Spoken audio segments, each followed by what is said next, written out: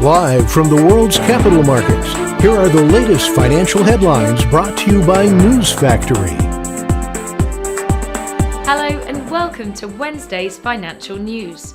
Stay with us for more market headlines. The dollar-yen pair gained 0.8% in the last session. The stochastic indicator's positive signal is in line with the overall technical analysis. The Bitcoin-dollar pair dropped 0.3% in the last session. The MACD is giving a positive signal.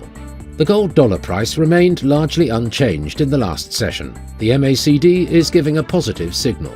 The oil-dollar pair dove 1.9% in the last session. The stochastic RSI indicates an oversold market. Coming up, the choices from our chief analyst for today.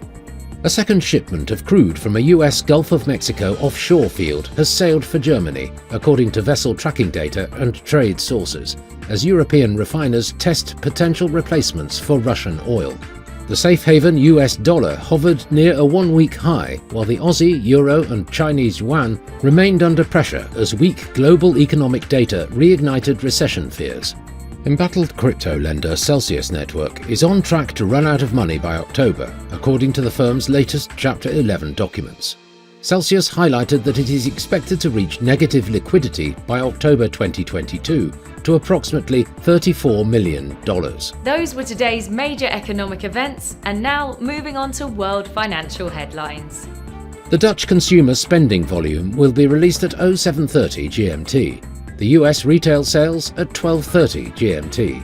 The UK's consumer price index at 0600 hours GMT.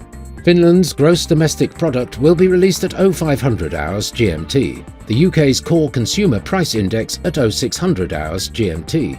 Japan's foreign investment in Japan stocks at 2350 GMT. We hope that you've enjoyed Wednesday's market outlook. On behalf of all of us here, we wish you a productive trading day. Be sure to join us tomorrow morning for the latest news and events from the financial markets.